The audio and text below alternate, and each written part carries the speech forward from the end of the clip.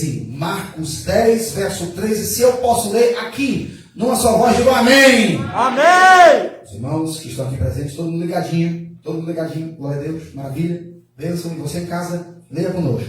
Diz assim a palavra do Senhor: e traziam-lhe crianças para que lhes tocasse, mas os discípulos repreendiam aos que lhes traziam.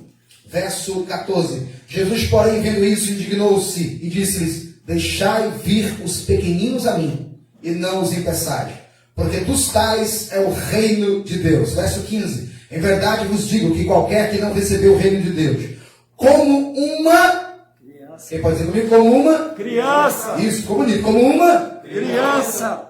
De maneira nenhuma entrará nele. E tomando-as nos seus braços, e impondo-lhes as mãos, as abençoou. Oh, meu Deus! Olha para o irmão que está do teu lado aqui, embora não tenha mais ninguém aqui. Aí tem tudo. Aí. Na live, você em casa, olha para o seu irmão, olha para a parede, olha para o alto. Diz assim: menino, criança, serve a Deus?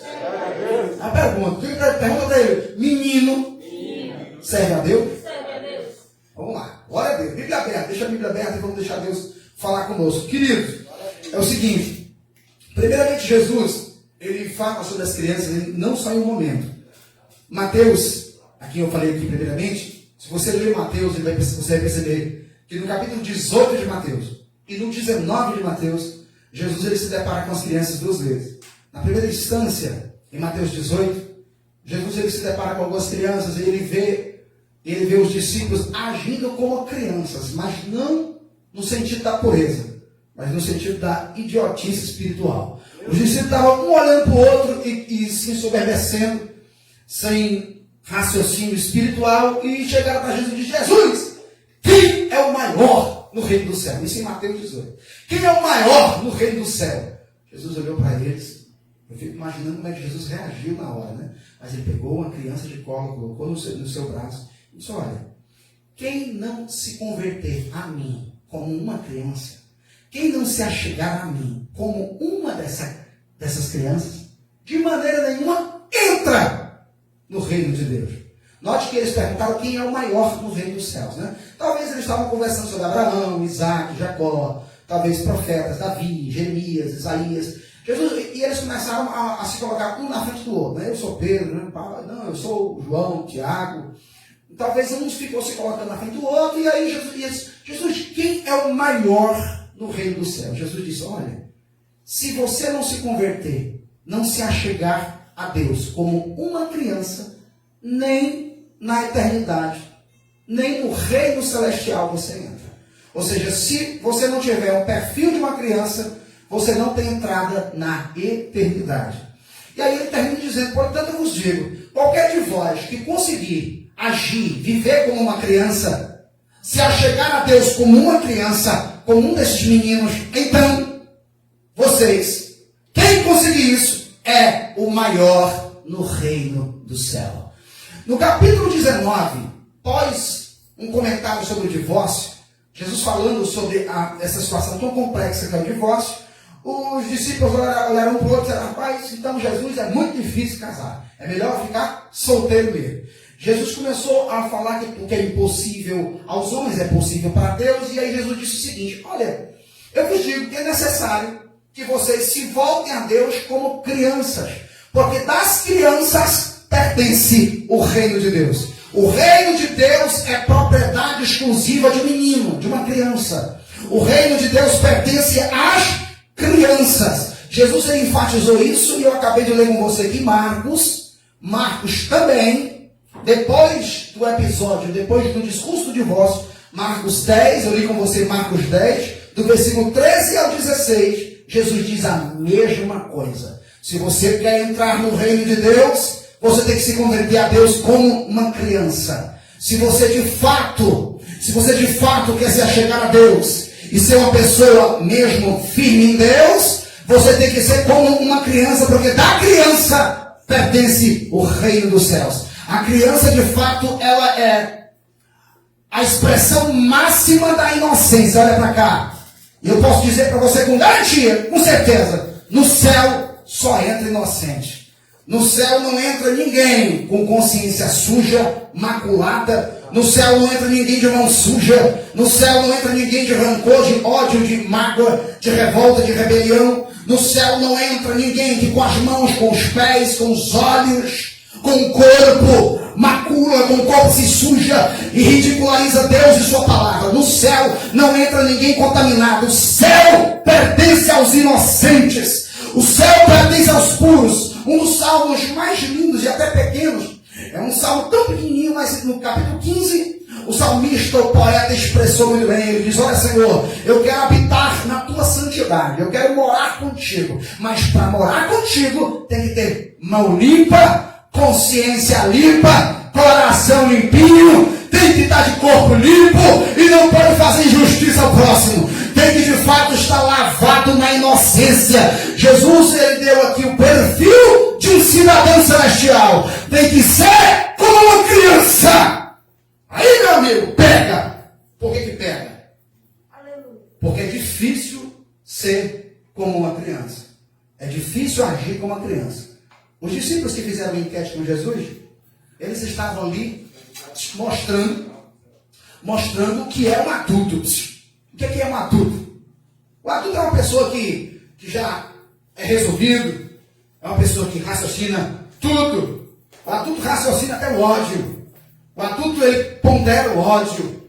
O adulto, ele é intransigente, ele é intolerante, na grande maioria. Ele não consegue, de fato, perdoar rapidamente. O adulto, ele guarda rancor, ódio. Se você for ver a criança, tudo ao contrário. A criança, ela não raciocina o ódio. Se ela brigar com outra criança, ela está ali se desgostando da criança. Depois de menos de um minuto, ela está fazendo as pazes, brincando como se nada tivesse acontecido. Isso é uma criança. A criança, ela é pura para perdoar, para pedir perdão. Ela é fácil ela não raciocina o ódio, ela não vai guardar, alimentar raiva. Uma criança, ela de fato, ela é pura naquilo que ela vê. Um adulto, por exemplo, se ele vê um jardim, se você entrar no jardim, você dificilmente vai notar coisas insignificantes do jardim. A criança vai olhar para a joaninha, vai olhar para a formiga, ela vai olhar para a flor que está brotando, ela vai olhar para um bocado de coisas que o adulto nunca vai ver. A criança, ela vê o mundo de forma diferente, ela vê o mundo de uma forma pura.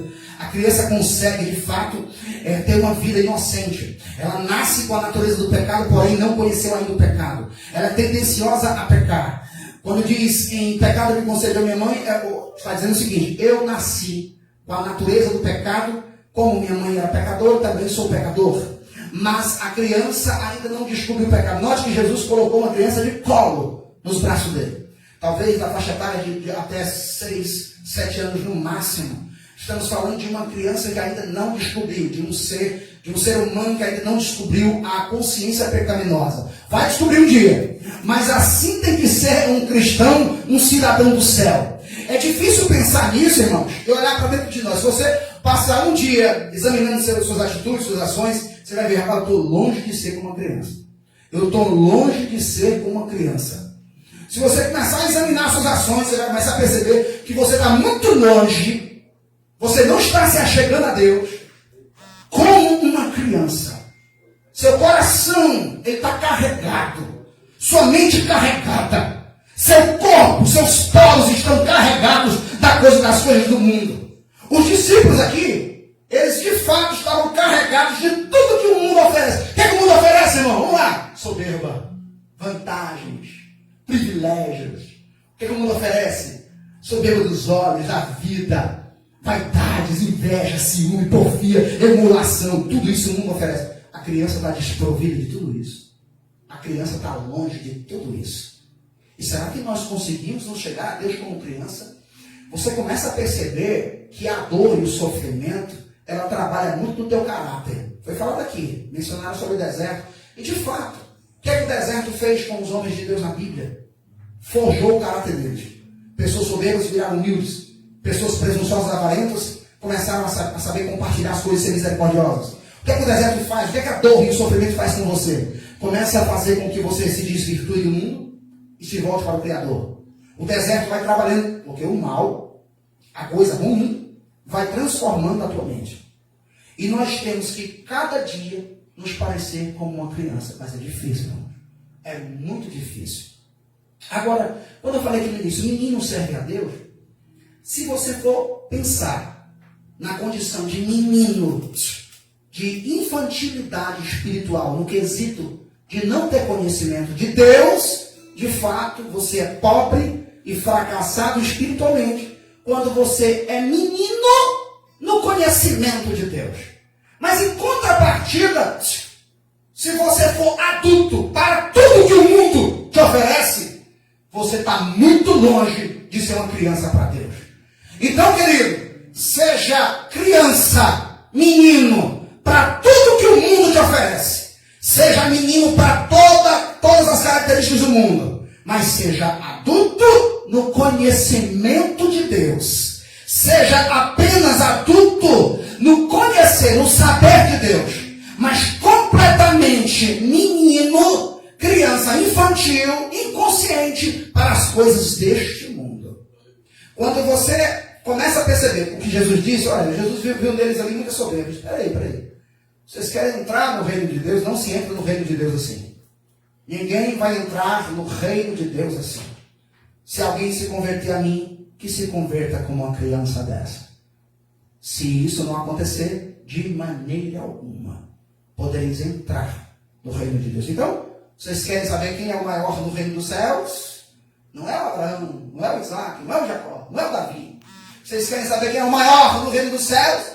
Jesus, certa feita, ele fez um discurso lindo sobre João Batista. Ele disse, olha, dos nascidos de mulheres, eu não conheço um maior que João Batista. Jesus acabou de dizer que até aquele momento, João Batista era o maior homem nascido em toda a história da humanidade. Ele era o maior homem em todos os aspectos. Jesus termina o discurso dizendo assim, mas o menor no reino de Deus é maior que João Batista. Ele quis dizer que o menor nesse reino que estava se manifestando com a palavra dele, o menor, o mais insignificante entre eles, seria maior que João Batista. Aquele que experimentou das palavras de Jesus e procura colocar em prática e se torna uma criança como Jesus ensinou, meu querido, esse é o maior no reino dos céus. Mas a impressão que me dá é que parece uma utopia isso aqui. Parece uma coisa muito difícil, parece uma coisa que não vai acontecer, parece que Jesus falou que é uma meta que nós temos que alcançar, mas parece que nenhum de nós vai alcançar. Parece que todos os dias você se depara com intrigas, com dificuldades, com emulações, contendas. Todos os dias você passa por situações, seja no colégio, na faculdade, seja no trabalho, seja com a mulher, com os filhos. Você passa por situações de não conseguir perdoar, de não conseguir pedir perdão.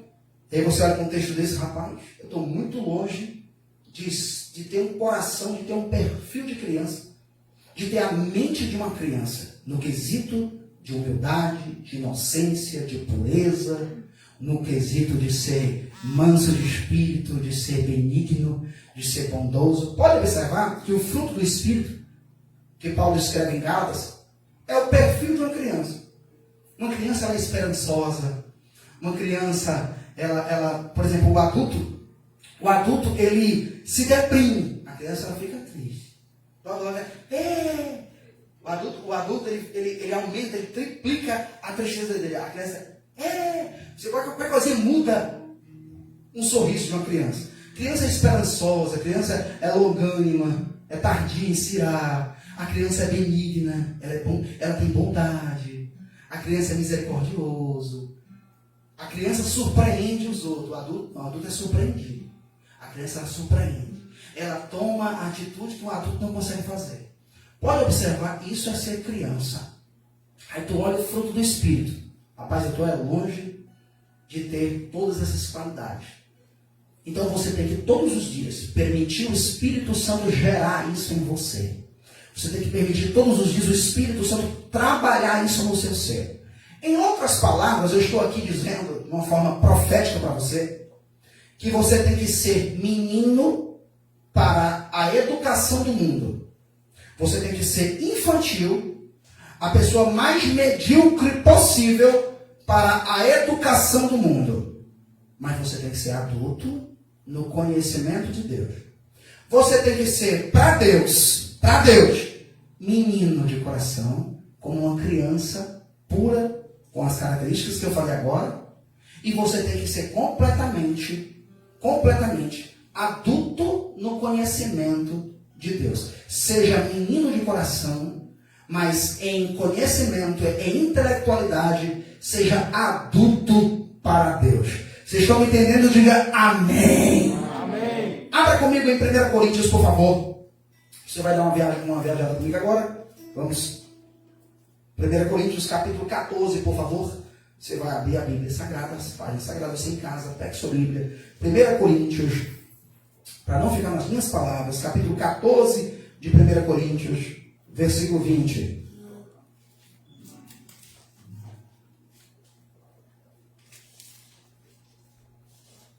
Coríntios, capítulo 14, versículo 20, palavra do Senhor. Antes de eu ler, por favor, olha para cá. Paulo tinha uma preocupação, olha para cá. O apóstolo Paulo tinha uma preocupação muito grande com o modo da igreja viver. Paulo, ele é um dos maiores doutrinadores do cristianismo. Talvez se nós não tivéssemos os escritos de Paulo, nós entenderíamos muito pouco sobre como pensar, como agir, como se vestir, como fazer o culto, como celebrar o culto. Nós entenderíamos muito pouco, quase nada sobre Santa Ceia. Paulo, ele sistematizou a fé, ele conseguiu, de uma forma, catalogar todas as orientações de Deus. Os escritos de Paulo são formidáveis, e Paulo tinha uma preocupação com a igreja. Ele não queria que a igreja perdesse a pureza do Evangelho, a simplicidade que há no Evangelho. Como assim pureza e simplicidade? Irmãos, o que é o Evangelho? O Evangelho é: leve uma tapa na face, não devolva, apanhe de novo. O que é o Evangelho, irmão? Você quer alguma coisa? Faça você primeiro. O que é o Evangelho? Não quer que ele mude? Mude você primeiro. Perdoe, abençoe o que te persegue. Abra mão de ser perseguidor. Olha o Evangelho. Sofra, seja mártir, apanhe, seja odiado pelo mundo todo, mas se regozije, porque isso é motivo de felicidade para Deus. Olha aí. O Evangelho, ele vai na contramão do mundo, irmãos. O Evangelho é uma vida simples, é uma vida desprovida de vaidades, desprovida da malícia do mundo. O Evangelho, ele é simples e ele é puro. Paulo tinha uma preocupação que a igreja não perdesse a pureza e a simplicidade que há no Evangelho. Se você parar de olhar para as Escrituras e começar a ver Instagram, Facebook, vídeos e mais vídeos, se você parar para assistir só as coisas do mundo, se você deixar de olhar para a Escritura, você vai ver que o perfil do mundo vai entrar na sua vida. Você vai começar a ser intransigente, soberbo, presunçoso, avarento. Você vai começar a perseguir, você vai começar a não conseguir perdoar, você não vai saber nem o que é pedir perdão. Você vai ficar completamente cheio de malícia no coração, sujeira, totalmente oposto a uma criança, ao coração de uma criança. Para você se achegar a Deus como uma criança, você precisa receber toda a pureza do Evangelho. Irmãos, a pureza do Evangelho, ela gera no seu coração, ela gera um coração puro, como o coração do nosso Deus. As crianças, olha para cá, antes de eu ler, olha para cá, por favor. As crianças, eu vou já mostrar aqui um versículo para vocês. Esse versículo me assombra desde dos dias de novo convertido. As crianças são assistidas por Deus de uma forma peculiar, de uma forma constante e poderosa. Deus tem uma atenção para as crianças diferenciada. E quando Jesus falou crianças, ele não está falando só de crianças, de meninos. Ele está falando de todo cidadão, de toda pessoa que se achega a Deus como uma criança. Este é o pequenino do Senhor. E esses pequeninos de Deus, eles são assistidos por Deus de uma forma poderosa, terra. Deus quer que sua igreja tenha um perfil, cada crente tenha o perfil de uma criança. Então, seja completamente desprovido de inteligência do mundo, seja menino para a malícia do mundo, seja adulto no conhecimento de Deus, E que você, diante do mundo, seja menino para a malícia. Que você seja inocente para a malícia do mundo. Que o seu coração seja como o coração de uma criança diante do Todo-Poderoso. Você crê comigo? Diga amém. Amém. Vamos lá, 1 Coríntios 14, versículo 20, para não ficar nas minhas palavras, diz assim a palavra de Deus: irmãos, não sejais meninos no entendimento, mas sede meninos na malícia e adultos no entendimento. Paulo está dizendo o seguinte: olha, peraí, vamos lá. Coloque sua mente para raciocinar tudo que é de Deus. Seja intelectual, seja sábio para as coisas do Senhor. Agora seja abestalhado, seja idiota, olha para cá, seja medíocre, seja ignorante, seja iletrado para as informações maliciosas do mundo. Seja menino para a malícia. Não seja esperto, porque o adulto ele é esperto, o adulto ele é sabedor, o adulto raciocina, o adulto ele é resolvido, o adulto ele é informado, o adulto ele sabe fazer, o adulto é experiente. Não seja experiente para o mundo, não seja resolvido para o mundo, não seja capaz para as coisas do mundo, não seja macho para as coisas do mundo, seja macho para as coisas de Deus. Entendeu os machos aqui? Eita Jesus, maravilha. Está entendendo? Ô glória! É o seguinte, nós temos que ser meninos para a malícia do mundo. E quando você é menino para a malícia do mundo, você está como uma criança para o Todo-Poderoso. Olha para cá. Agora você quer ser adulto, você quer ser resolvido, você quer ser experiente, você quer ser sabedor, você quer ser, está entendendo? Capaz. Seja adulto, seja esse adulto no conhecimento de Deus. Quem entendeu, diga amém. Amém.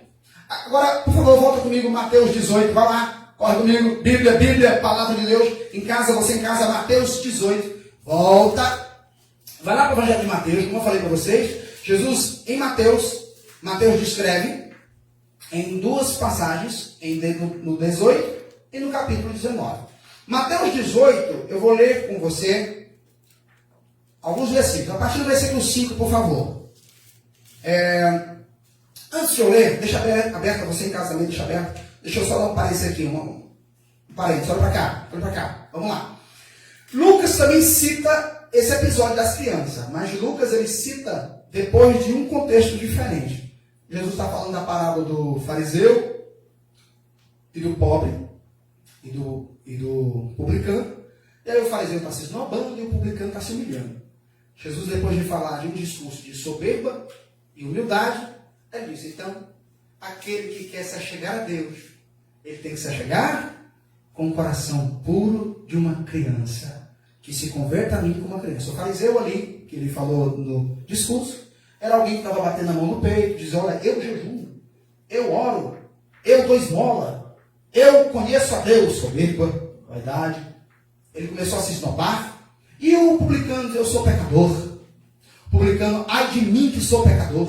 Ele começou a olhar para os céus e pedir misericórdia e perdão a Deus. Começou a pedir misericórdia com o coração pequenininho, como alguém que precisa, como uma criança que precisa do colinho do pai, porque a criança ela é frágil. A criança ela vai para o colinho do pai, ela chora. Olha a diferença de uma criança com o adulto. Ó. Numa mesa de jantar, o adulto está com nojo da comida. Aí ele come à força porque ele não quer constranger a pessoa que está dando a comida. A criança não quer, não, pai. O adulto ele faz o possível para não chorar, para não causar constrangimento. A criança chora, é sincera, verdadeira. Veja o oposto de um adulto e uma criança. Uma criança ela consegue melhorar o ambiente, o adulto consegue entristecer o ambiente. O sorriso de uma criança, a brincadeira de uma criança, ela consegue mudar tudo. Nós temos que ser uma criança, mas eu digo que é muito difícil, irmãos, mas é possível. É possível porque o nosso Jesus disse que é possível. E quem crê, diga amém. Amém. Se você disser assim: pastor, eu não consigo, então bota isso como uma meta e consiga, meu amigo. Vamos lá, Mateus 18, verso 5. Posso ler? Diga amém. Amém. Posso ler? Diga amém. Amém. Você em casa também diz. Vamos lá, Mateus 18, 5. Olha o que diz ali. Ó. E qualquer que receber em meu nome uma criança tal como esta, a mim recebe. Mas qualquer que escandalizar um destes pequeninos que crê em mim, melhor lhe fora que pudesse colocar uma pedra de moinho no seu pescoço e se jogar ao mar. Para um pouquinho, agora vá para o versículo 10. Olha o versículo 10. Ele está falando sobre desprezar uma criança, como é terrível. Olha o verso 10. Vede, não desprezeis algum destes pequeninos, porque eu vos digo que os seus anjos nos céus sempre veem a face de meu Pai que está nos céus. É esse versículo aqui que eu queria mostrar. É isso que me assombra desde a minha mocidade espiritual. Olha para cá, por favor. Entenda. Aqui Jesus está falando que alguém que despreza uma criança, uma pessoa que faz mal a uma criança. Quando Jesus diz é melhor colocar uma pedra de moinho no pescoço e jogar ao mar, Jesus não está incentivando o suicídio. E nem está dizendo que a pessoa que violentou uma criança, ela deve morrer. Jesus está dizendo que é tão terrível macular uma criança que é o máximo, que é o ícone da pureza de Deus na terra. É a representação da pureza de Deus entre os homens. É tão terrível fazer um mal a uma criança que a consciência da pessoa deve doer tanto. Jesus quis explicar isso. Que é melhor que a pessoa dê fim à sua vida do que viver com essa consciência podre, com essa consciência ferida por ter maltratado uma criança. Então ele disse assim, no verso 10, não desprezeis a nenhum dessas crianças, não escandalize, porque eu vos digo, os seus anjos, que anjos? Os seus anjos de quem? Se você pegar uma tradução contemporânea ou linguagem de hoje, ou mais moderna, vai ter assim, os anjos deles, os anjos das crianças, no céu, diante da face de Deus, eles estão sempre olhando para Deus. Não façam mal a essas crianças, porque seus anjos, os anjos das crianças, estão sempre nos céus olhando Deus. O que é que Jesus estava querendo dizer com isso? Jesus estava falando uma coisa que era muito comum na época. Nas cortes dos reinos, toda a autoridade de um reino, dificilmente ela encarava a face do rei. O rei só era visto por aqueles que ele determinava. Tinha autoridades no reino que passavam meses ou até anos sem ver a face do rei. Era um privilégio. Você vê na passagem de Esther. Esther, a mulher do rei, não poderia ver o rei. Então você vê que era um privilégio a pessoa ficar na face do rei.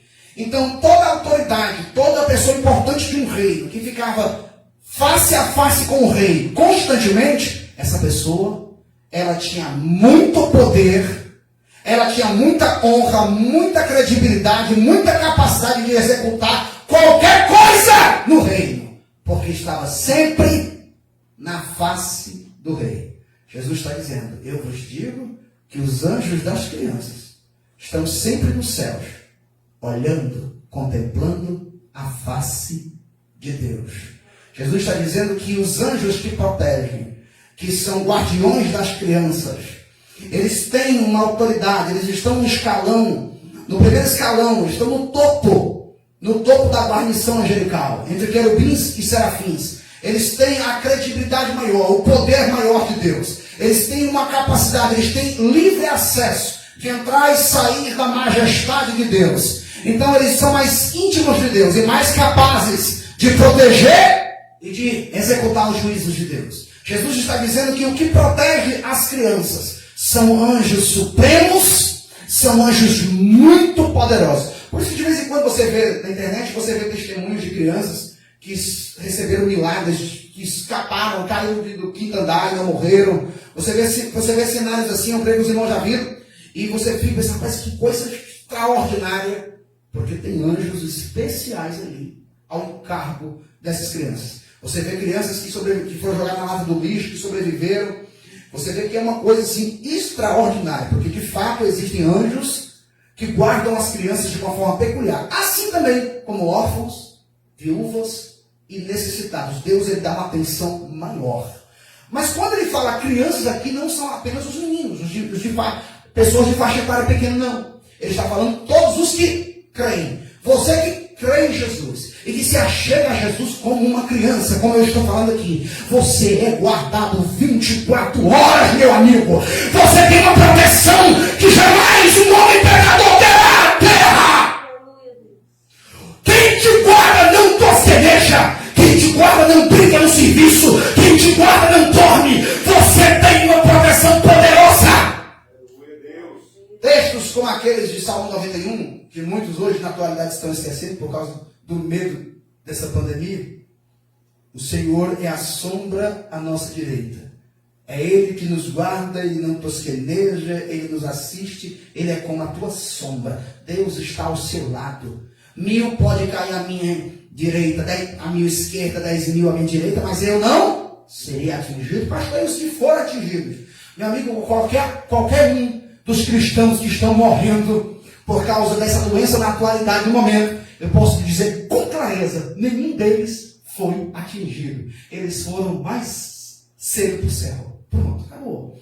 Nenhum deles foi atingido. Eles foram para o céu de uma forma mais cedo. Eles estão no privilégio da presença do papai. Então, nenhum deles ficará na morte. Todos eles têm consigo a vida eterna. Eu vi nesses dias, acho que foi hoje.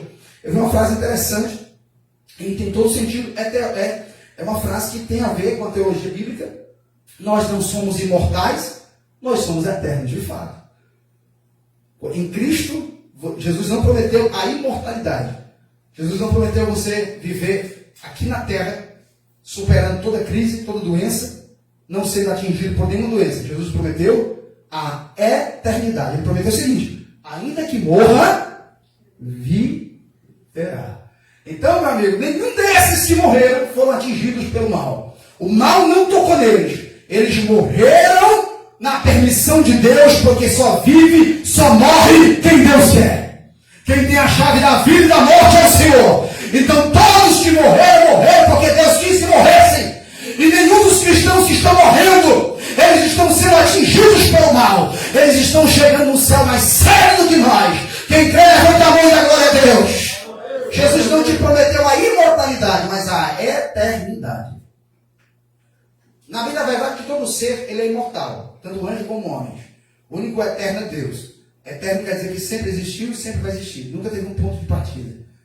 Mas Jesus não prometeu a você a imortalidade. Por exemplo, na mitologia grega, se um deus grego desse ao homem a imortalidade, aquele homem viveria entre os mortais, sem ser atingido por doença alguma. Ele viveria entre os mortais para sempre, sem conhecer a morte. Jesus não prometeu isso. Jesus prometeu que você venceria a morte. A morte te levaria até o sepulcro, mas um dia tu se levantará dela. Oh, glória! Amém, queridos? Bota isso no coração de vocês. Por isso que não tem por que temer. Paulo disse: se eu fico, eu estou na bênção. Se eu volto, também estou na bênção. E se eu fico, eu estou na presença de Deus. Se eu fico, eu estou fazendo a obra de Deus. Se eu vou, eu estou no lucro. É igual o camarada que espera a herança. Na hora que morre o papai, pronto, está na bênção. Enquanto ele está vivo, o pai também está dando dinheiro para ele. Morreu, ele é filho do pai dele. Quer dizer, morto e rico. O pai dele é muito rico. Aí ele está vivendo, tem toda a riqueza do pai. Morreu, aí tem riqueza mesmo. Então pronto, se você vive, meu amigo, não importa as dificuldades. Se você vive, você está na presença do papai, fazendo a obra do papai. Se você morre, aí que você fica rico mesmo, meu amigo. Oh, glória a Deus, terra! Jesus tem tudo para te dar. Você crê comigo? Diga amém. Amém.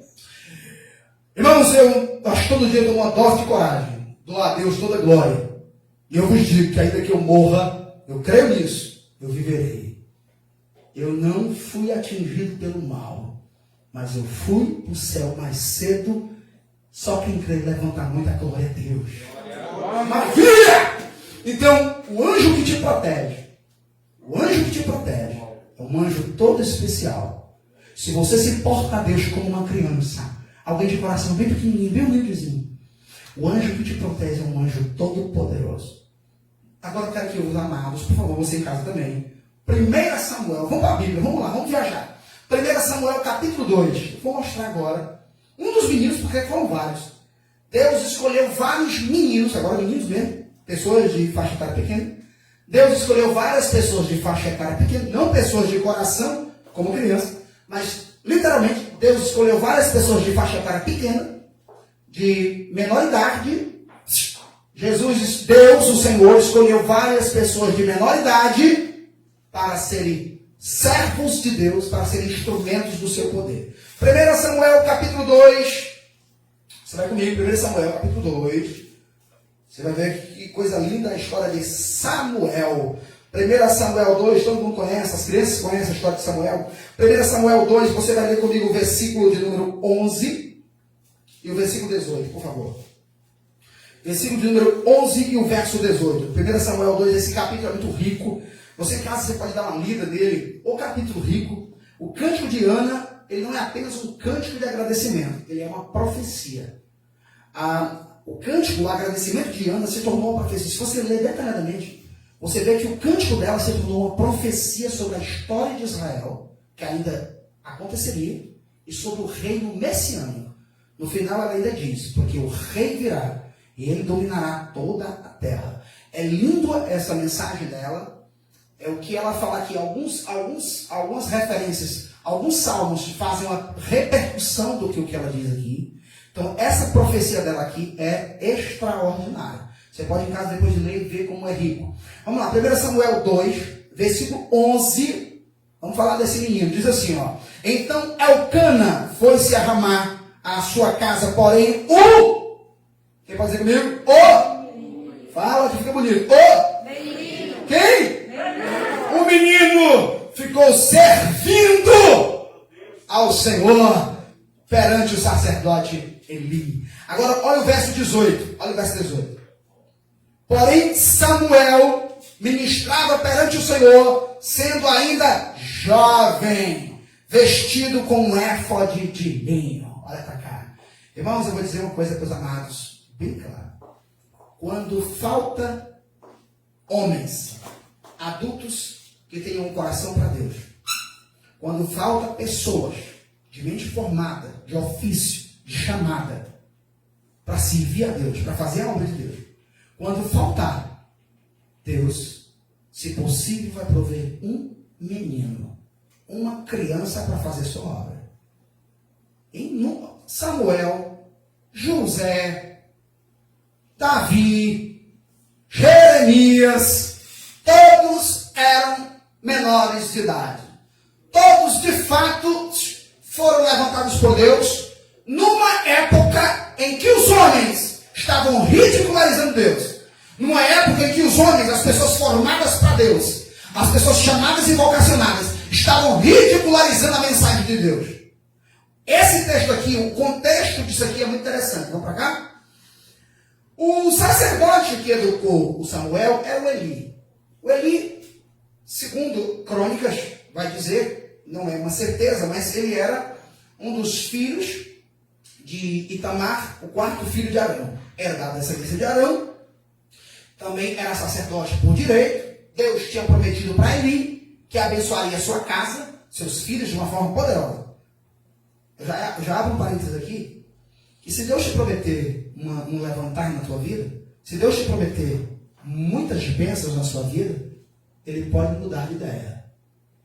Bota no teu coração isso que eu estou falando aqui agora. Estou falando como profeta. Se Deus prometer levantar você e fazer construções na sua vida, se você não continuar na posição de Deus, Deus pode mudar de ideia. Você podia me confrontar e dizer, pastor, então Deus é homem para mentir? Deus é filho de homem que se arrepende? Então Deus vai estar mentindo? Não. Porque toda promessa de Deus, de A a Z, de Gênesis a Apocalipse, toda promessa de Deus ela é condicionada. Toda promessa de Deus tem um si. Toda bênção de Deus, quando você vê passagens assim, perpetuamente, eu poderia falar aqui mais coisas, né?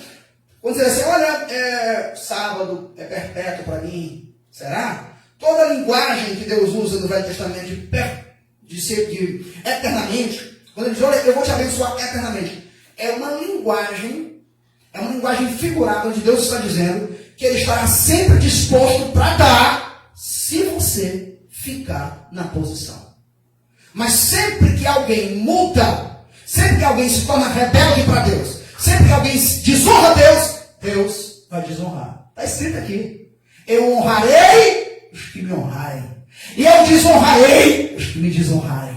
Eu levantarei o obediente, mas eu abaterei o que me desobedece. Deus sempre vai condicionar uma bênção, uma promessa. Quem entendeu, diga amém. Amém. Vamos lá. O Eli era um sacerdote abençoado. E ele educou muito bem o Samuel. Ana entregou Samuel, Ana emprestou Samuel para o Senhor. Deu ali Samuel para o sacerdote, bem pequenininho. Como ele não tinha idade para ser um sacerdote, ele pequenininho, imagina com aquela roupa de sacerdote, ele estava ali apenas, como se fosse um estágio, como se alguém entrasse na faculdade bem pequenininho, já estivesse estagiando.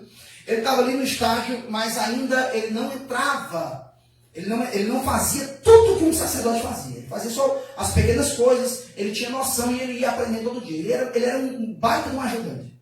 Mas ele ia aprendendo tudo. O éfode ali não era o éfode profético, não era a orla oficial do sacerdote. Era um linho que se colocava no peitoral, no corpo. Era uma das túnicas que o sacerdote usava. Ele ainda não estava usando a orla oficial com as pedras minerais, com as pedras que cada uma representava uma tribo. Tinha 12 pedras na orla do peitoral do sacerdote. Ele ainda não estava usando essa orla. Então o que acontece? Ele estava ali todos os dias, ao encargo de Deus, fazendo, aprendendo ali. E Eli o educou muito bem. Só que o Eli não educou bem os filhos dele, o Ofni e o Finéias. Ah, pastor, mas deve ter educado. E se educou? Eles começaram a ridicularizar o nome do Senhor. E o sacerdote Eli permitiu, é o termo que a gente usa, passou a mão por cima. E isso revoltou a Deus. Porque Deus, ele não aceita o que peca e o que consente com o pecado. Para Deus é maldito o que faz a imagem de escultura para a idolatria, e é maldito o que consente também. Para Deus é maldito o que semeia a contenda e o que aceita a contenda. Para Deus é maldito o que fala mal do irmão e o que aceita alguém falar mal do irmão. Então, meu amigo, leve trás para Deus não funciona. Deus ficou revoltado com Eli, porque Eli permitiu, Eli viu a desgraça que os filhos dele estavam fazendo, e o Eli permitiu a coisa acontecer. Se você for ler a fundo isso aqui, você fica aterrorizado, e você começa, se você conjecturar, olhar para os dias de hoje, você vê que tem muito sacerdote de Deus, tem muita autoridade nas igrejas que é do mesmo jeito. O Ofni e o Finéias, eles não estavam servindo a Deus de coração. O coração deles não era como uma criança. Era um coração sujo. Era um coração que aprendia as malícias do mundo. O texto diz que eles se deitavam com as mulheres que ficavam na porta da tenda da congregação.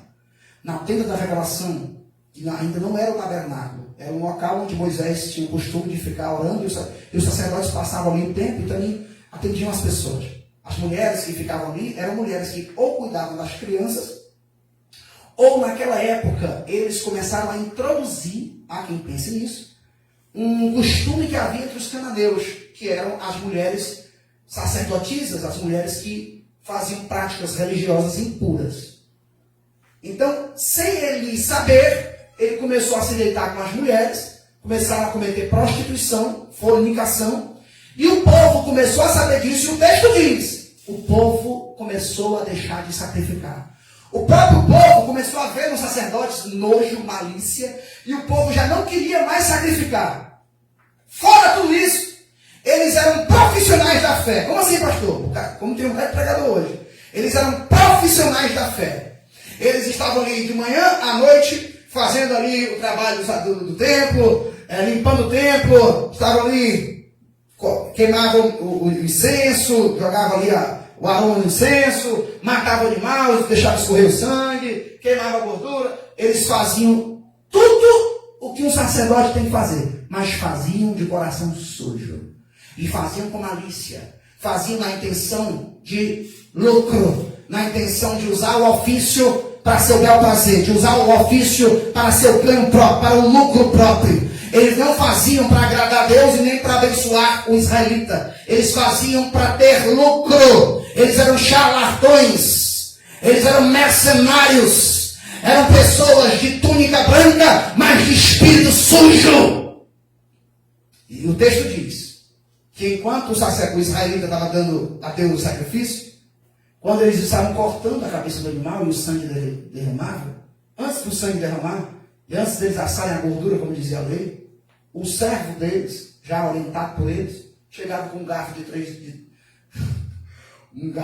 dentes e pegava as melhores carnes e levava para os sacerdotes. Porque naquela época era costume o povo separar uma parte da carne e dar aos sacerdotes, porque eles viviam disso. Mas eles, de uma forma maliciosa, o servo chegava e tomava força as melhores carnes e deixava o israelita que estava dando para Deus, que tinha toda a reverência para Deus, ficava com medo dele, e o servo chegava à força, tomando a força. Isso foi escandalizando todo o arraial. Eli ficou sabendo, viu e não fez nada. Isso revoltou o coração de Deus em relação a Eli.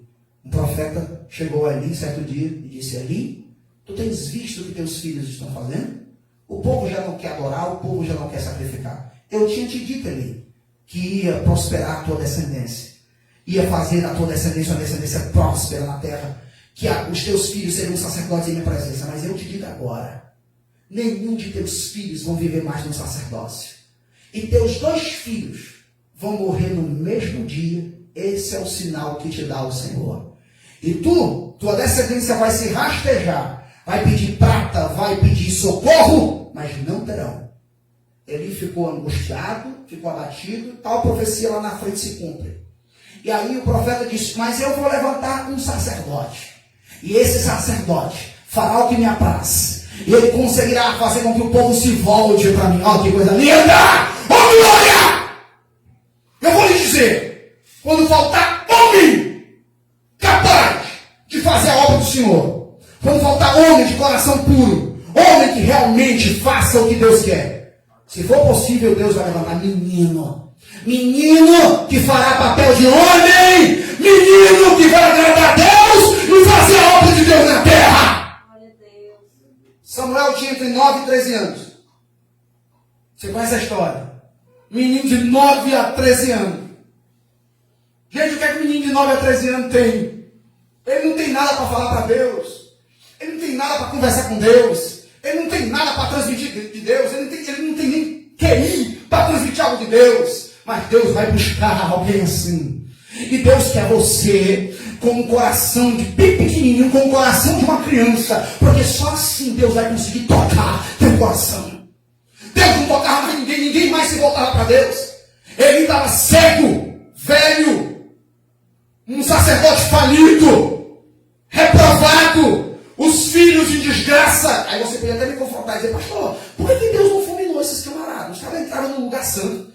Eles iam até o Santíssimo, eles tinham toda aquela entrada no lugar santo, eles trocavam as luzes, né, trocavam os pães, faziam tudo isso. Por que Deus não fulminou? Por que Deus não os matou lá? Eu vou te dizer o seguinte: rapaz, Deus queria, primeiro Deus não queria sujar. É igual alguém que vai: eu vou me sujar com um cabo desse, né? Eu não vou me sujar com uma pessoa dessa. Deixa que Deus faz, né? Foi o que Davi disse quando o Joab chegou. Davi, Saul está aí, na caverna. Pronto, mata ele que acaba tua luta. Não. Longe de mim de fazer isso. Não será pelas minhas mãos, como diz, eu não vou me sujar. Se ele tiver que morrer, será pela mão do Senhor. Deus não queria sujar o tabernáculo. Deus preparou a hora certa. Foi uma batalha. E eles morreram sem o tabernáculo precisar ser sujo. Com a morte de 2 sacerdotes inúteis. Olha para cá. Deus sabe a hora de agir. Ele vai permitindo o mal acontecer, mas ninguém brinca com Deus. Ficar de bata branca, ficar usando o nome de Deus, ficar dando um de profeta na internet, ficar dando um de mensageiro de Deus, sem o Senhor estar falando: ai do cidadão que faz isso. Ai daquele que diz: Senhor, Senhor, Senhor, Senhor está falando. Ai daquele que usa do meu nome com o coração podre e impuro na minha presença. Deus vai permitir o mal, irmãos, até o dia do juízo, até o momento de ele prestar conta. E eu vou dizer que a conta chega. A conta chega. E aí chegou. Não tinha nenhum homem capaz de ouvir Deus ali. Deus não podia se comunicar. Ele estava cego, velho, derrotado, falido. ministério já fracassado, rejeitado pelo Senhor, os filhos nem se falam, aí Deus vai procurar quem? Um menino que está lá na cama, antes que a lâmpada do tempo se apague. Olha ali, na transição da noite para o dia, ali já quase no romper da manhã, nas primeiras horas do dia, quando ainda está no escuro, quando o escuro está virando dia, está sendo tocado pela luz da terra. Nessa época, o orvalho ainda caía. Quando o orvalho da madrugada cai, aqui, nessa época, você começa a perceber que Deus estava à procura de homens, mas não tinha ninguém para ouvir Deus. O texto vai dizer que não havia visão manifesta, não havia palavra revelada, não havia profeta na terra. Aí aquele menino estava lá na sua caminha, era hora de dormir. O sacerdote ali deitado. E aí você conhece a história, Samuel, Samuel, por 3 vezes a voz, Samuel, e por 3 vezes ele vai lá no Eli. Na terceira ele entende, diz, meu filho, volta para a tua cama, quando a voz te chamar, diz, eis-me aqui, Senhor. O menino não sabia conversar, até que o menino vai conversar com Deus. Aí o sacerdote diz, eis-me aqui, Senhor, fala que teu servo ouve. Aí na 4ª vez que Deus chama ele diz, eis-me aqui, Senhor. Fala, o menino dizendo, fala, o menino, fala, que teu servo ouve, terra. Aí, meu amigo, Deus falou só tudo pro menino. Deus conversou com aquele menino, papo de gente grande. Deus falou com aquele menino, coisa de adulto. Deus falou com aquele menino, tudo o que um homem formado precisa ouvir, da voz do Todo-Poderoso. Aleluia. E no outro dia, ele estava perguntando, o que é que Deus te falou? Fala. Entrega tudo o que Deus te falou. E o menino não hesitou, não. Entregou tudo. Porque Deus, de fato, Ele vai se revelar para quem tem coração singelo, puro, pequenininho. Deus, Jesus disse, olha, os discípulos perguntavam coisa demais, não? Os discípulos perguntavam demais. Toda parábola era a mesma coisa. Disse, Jesus, o que é que o senhor quis dizer? Não entendi nada, né? Aí, certa vez, Jesus, por que o senhor fala em parábola? Jesus disse, olha, eu falo em parábola para que os que veem não vejam nada. Como assim? Para os que escutam, não escutem nada. Para os sabidos, não entenderem nada. Eu falo em parábolas, em enigmas, para que os pequenininhos, os que são puros de coração, os carentes de coração, para os que são humildes, escutem, entendam e se convertam e eu os cure. Mas aos sabidos, aos que se acham sábios, aos arrogantes de espírito, aos que se acham, aos que pensam que veem, aos que pensam que são os olhos de Deus na terra, para os presunçosos que pensam que entendem Deus, eu vou falar em parábola e eles vão ver e não vão enxergar. Eles vão ouvir, mas não vão compreender. O coração não vai ser aberto e eu não vou curar, porque Deus não tem conversa. Deus não quer curar. Deus não quer sarar terra podre. Deus não quer sarar homem de coração podre. Deus nunca vai se revelar para um pecador. Como, pastor? Como é que é? Nunca. Deus não ouve pecador. Mas eu sou um pecador, pastor. Pecador arrependido. Todo pecador, em todas as páginas da Bíblia, que caiu nos pés do bom Deus, Deus parou e lhe ouviu. Jesus só curava quem a ele humildemente se achegava. Ele caminhou na sociedade materna, sociedade onde ele cresceu, melhor dizendo, nasceu em Belém, cresceu em Nazaré, e aí ele foi lá fazer milagres que todo canto fazia. Não conseguiu fazer. Por quê? Porque as pessoas estavam olhando para ele com um olhar terreno, um olhar humano, com soberba, brincando, caçoando, fazendo hora com ele, porque viram ele crescer, viram ele andar, viram ele correr. Jesus não pôde fazer sinais em Nazaré, porque não havia solo fértil, não havia coração como de criança, não havia pessoas humildes para se achegar a ele e dizer, mestre, eu preciso de uma cura, eu preciso de uma libertação. Note, foi pregado aqui na sexta-feira, note que Jairo, um dos principais dos fariseus, um dos principais do templo, ele, vendo sua filha moribunda, ele poderia muito bem, em sua arrogância, eu não procuro esse homem, eu não irei procurar esse homem, mas ele foi humilde, teve um coração como de uma criança na hora, se jogou no pé de Jesus e implorou socorro.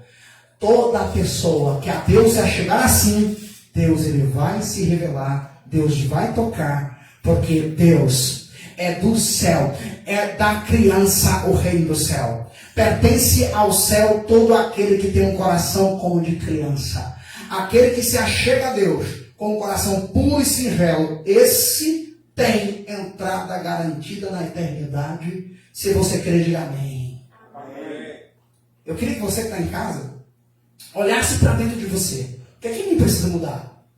O que eu preciso fazer para ser como uma criança na presença do Todo-Poderoso? Porque Deus ele vai ter prazer em você quando você tiver de fato um coração bem quebrantado. Salmo 51, talvez o mais lindo salmo de Davi. Logo quando Davi recebe a profecia de Natã e entende que ele é o homem do pecado, quando a criança, o primeiro filho, a criança do pecado morre, quando Betseba perde a criança e Natã revela o pecado dele, ele faz aquele salmo lindo, o Salmo 51, muito conhecido por nós, e ele diz assim: o coração quebrantado, um espírito contrito, uma pessoa humilhada, uma pessoa derramada para Deus. Esse é o verdadeiro sacrifício para Deus. E uma criança consegue se achegar a Deus assim. Uma criança consegue se achegar ao próximo assim. Você vê que uma criança ela tem essa qualidade celestial. Então que você tenha isso para Deus. Nós estamos vivendo uma época em que nós encontramos pessoas que cantam, que falam de Deus, que são profetas, que são pregadores, preletores, mas são profissionais da fé. Nós temos visto escândalos e mais escândalos. Nós temos visto muito o nome do Senhor ser escarnecido por causa de pessoas que vestem que tomam uma vestimenta sobre si, mas uma vestimenta suja, uma vestimenta podre. Muitos estão ali vestidos, tomando a forma, tomando o perfil de um pregador, mas na verdade são pessoas de um coração podre. Jesus, ele quer pessoas humildes, singelas e puras em sua presença. Nós temos que falar de Deus na presença, em conexão, em comunhão, em concordância com Deus. Fiquem de pé.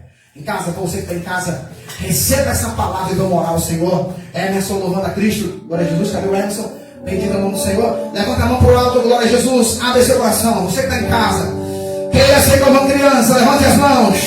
Oh, glória a Jesus. Ao Senhor a glória, ao Senhor o louvor. Queira se humilhar perante o Todo-Poderoso. Queira de Deus receber a graça. Queira de Deus receber o perdão. Queira de Deus receber a cura. Queira de Deus receber a pureza. Oh Espírito de Deus.